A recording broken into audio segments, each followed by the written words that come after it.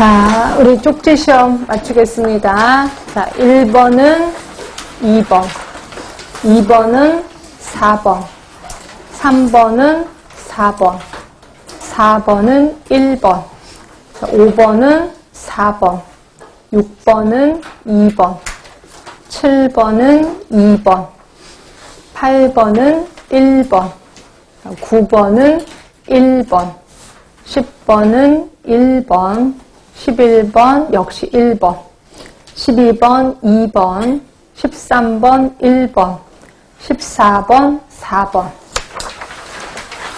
15번 4번입니다. 16번 3번, 17번 1번이죠. 18번 3번, 19번 1번, 20번 4번, 21번 다 뭐예요? 응? 4번도 괜찮고요. 이거 2번도 괜찮지 않아요? 솔직히.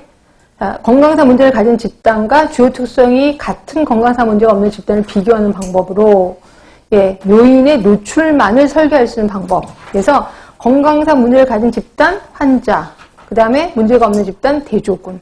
그렇게 할 수도 있는데 단면조사 연구를 우기면 할 수도 있을 것 같긴 해요. 그래서 답은 원래 4번인데 혹시라도 2번이라고 답 쓴 사람은 그럴 수도 있겠다라는 생각이 듭니다. 그렇죠? 그래서 답은 일단 4번으로 하고 2번도 틀렸다고 하기엔 좀 그래.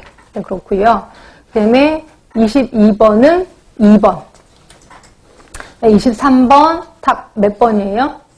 이거 틀리시면 절대로 안 돼. 3번. 24번은 3번. 그 다음에 25번 1번. 26번 1번. 27번 4번. 28번 4번. 네.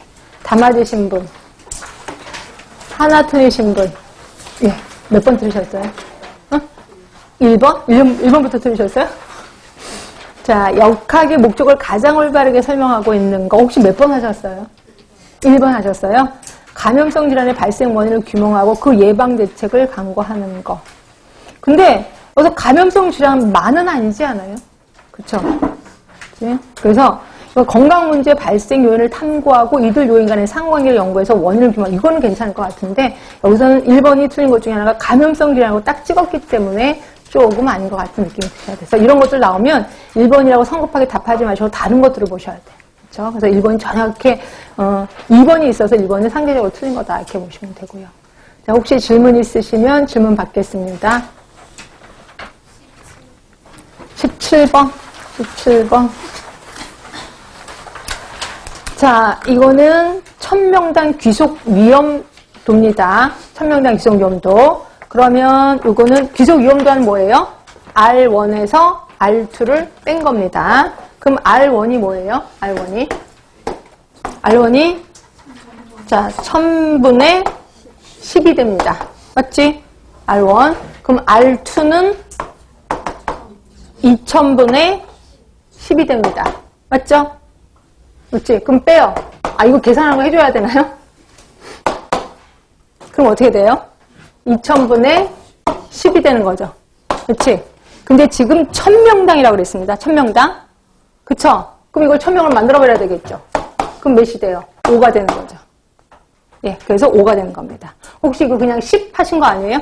10은 2000명당 10명입니다. 그러니까 그게 아니라 1000명당에서 1000명을, 그러니까 1000명을 바꿔주셔야 돼요. 그래서 5으로 되는 겁니다.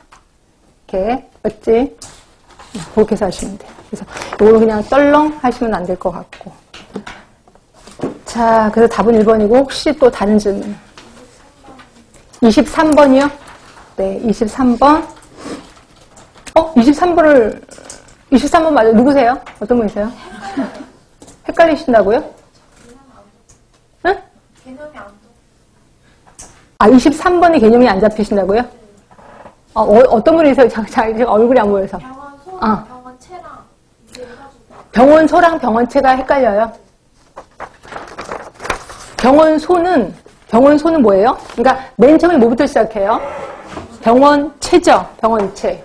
그리고 병원 소가 되는 거죠. 그쵸? 그러니까 병원 소는 뭐랑 헷갈리냐면 숙주랑 헷갈려야 되는 거예요. 그러니까 숙주는 내 몸이고 내 몸 안에 병원체가 들어가면 나는 병원소가 되는 거죠. 그렇죠? 그래서 병원체가 먼저고 그냥 병원소 이렇게 되는 거죠. 그래서 답은 3번이 되는 거고. 11번. 네, 11번. 자, 전향성 조사에 해당되는 거. 혹시 몇 번 하셨어요? 한 번? 전향성인데? 자, 실험군 대조군 하면은, 이거는 실험군 대조군이면 뭐예요? 전향성이 아니라, 실험군 대조군. 그치. 실험군 대조군이라고 해도 되는데, 저기 있잖아. 전향성 코호트는 건강한 사람을 대상으로 한다라고 얘기했잖아요. 건강한 사람을 대상으로 하는 게, 근데 실험군 대조군이 누구를 대상으로 하냐요? 환자를 대상으로 할 수도 있잖아. 실험군은. 그 대조군 환자 아닌 사람을 이렇게 할 수도 있잖아요. 그러니까 실험군은 실험하는 사람이고 대조군은 대조군이 있잖아요. 근데 전향성 조사에서는 그렇게 표현 안 하고 노출군, 비노출군이라고 표현하지. 근데 실험군, 대조군이라고 해도 되긴 하지만 대부분 실험군, 대조군이면 환자를 실험군을 할 수도 있잖아. 이렇게 얘기할 수도 있잖아요. 그래서 이거는 건강한 사람이 가장 정답이라고 보시면 돼요. 그래서 전향성 연구, 코호트 연구는 건강한 사람. 그리고 환자 대조군은 환자군 대조군 이렇게 보는 거죠. 그래서 실험군 하면은 실험을 환자로 볼 수도 있고 건강한 사람을 볼 수도 있다. 이렇게 해서 또 따질 수도 있으니까 답은 1번을 하는 게 좋아요.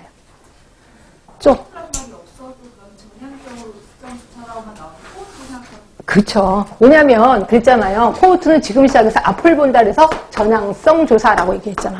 요거의 반대가 후향성이고요. 후향성은 환자 대조군이고 전향성 하면 코호트입니다. 그래서 전향성 하면 무조건 코호트 생각하시면 되고 후향성 하면 환자 대조군 이렇게 생각하셔야 돼. 또 다른 이름이라고 생각하시면 되고요. 그렇죠? 자, 그리고 또 10번. 자, 10번. 자, 환자 대조군 연구의 특성으로 가장 올바른 거 그랬습니다. 혹시 몇 번 하셨어요? 4번. 희귀질병 잠복기에 긴 질병에 적합하다. 적합하지 않아요? 환자 대조군 희귀질병 어디 가면 된다 그랬어? 병원에 가면 엄청 많잖아요. 그래서 환자 대조군에는 대부분 희귀질병이 딱 좋은 거다라고 얘기를 했고 흔한 질병은 코호트 연구가 좋다라고 얘기를 했을 거예요. 그래서 이거 모르셨다면 얼른 외우셔야 돼. 희귀질병 잠복기가 긴 질병이 딱 좋은 건 환자 대조군. 이게 환자 대조군의 큰 장점 중에 하나입니다. 그래서 분명히 책에 써 놓으셨을 겁니다. 또 다른 질문. 25번이요? 네, 25번. 네, 25번. 전염병을 관리하는데 가장 어려운 대상. 전염병이라는 건 남한테 옮기는 거죠. 그렇죠? 옮기는 거니까 이 균을 갖고 있는 사람이 중요한 거지. 그렇죠? 근데 그 균을 갖고 있는 사람이 대부분 보균자거든요. 근데 보균자 중에서 관리하기 제일 힘든 사람이 누구냐면 건강보균자. 이 사람은 자기가 건강한 사람이잖아. 검사를 우연히 해봤을 때 보균자라는 걸 아는 거지 평상시에 모른다는